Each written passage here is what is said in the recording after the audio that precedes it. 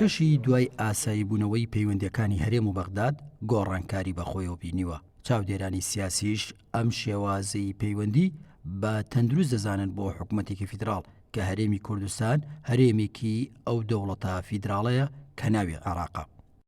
ناتەبیعیە گەر پەیوەندیەکەمان خراپ بێ، طبیعی ئەوەیە، ڕاستیەکە ئەوەیە کابێ ئێمە لەگەڵ بەغا پەیوەندیەکەمان باش بێ و تەجروبەشمان کرد بەڕاستی بەداخەوە هەموو ئەو هەوڵانەی کە درا کە پەیوەندی ئێمە لەگەڵ بەغا خراپێ یا ئابووری سربەخۆ یا چی هەموویمان تاقی کردەوە بەڕاستی بەداخەوە وا دەرنەچوو شکستمانێنە. ئەم هەرێمی ئێمەش هەرێمێکی فیدراڵیە سەر بە حکوومەتی مرکزیە و زۆری دەستگا ئەساسیەکانی بمانەوێ نەمانەوێت دەستگا ئەساسیەکانی بەڕێوەبرنی وڵات ئەگەڕێتەوە بۆ مرکز.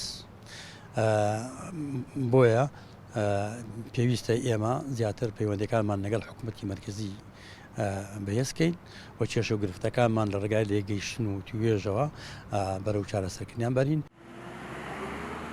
بەپی یاسا کارپێکراوەکان کوردستان لە زۆربەی دامەزراوەکاندا نوێنەرایەتی هەیە و پارلەمان و ئەنجومەنی وەزیران نمونەی دیاری ئەو نوێنەرایەتیەیە.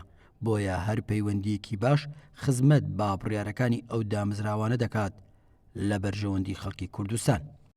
یعنی ناکرێ ئێمە پەیوەندیەکی دوژمنانەمان هەبێ لەگەڵ حیزبەکانی بەغا بەڵا بمانەوە لە پەرلەمان ڕێنمایی و یاساکان بەدڵی ئێمە دەرچێ، بڕیارەکانی پەرلەمان بەدڵی ئێمە دەرچێ.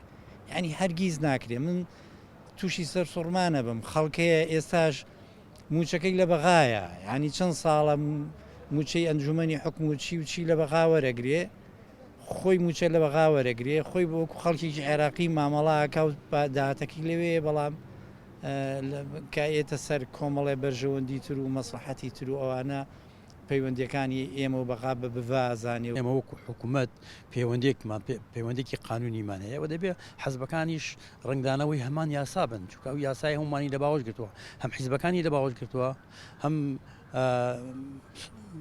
وڵاتەکەمانی لە باوەش کردەوە، هەموو عێراقی لە باوەش کردەوە. ئێمە گەبمانەوێ لەگەڵ حکوومەتی مرکزی لە ڕووی ئیداریەوە بەرەو پتەبوون و بەنامەیەکی داڕێژی و تۆکمە پتە و داڕێژین دەبێت حیزبەکانی لێکە و نزیک بن و لێک نزیکبوونەوەی حیزبەکان ئەساسێکە بۆ بەهێزبوونی حکوومەتێکی یەکگرتووی عێراقی کە حکوومەتێکی کە حکمی فیدراڵی کوردستانی تێدا پارێزراوێ بە پێی یاسا.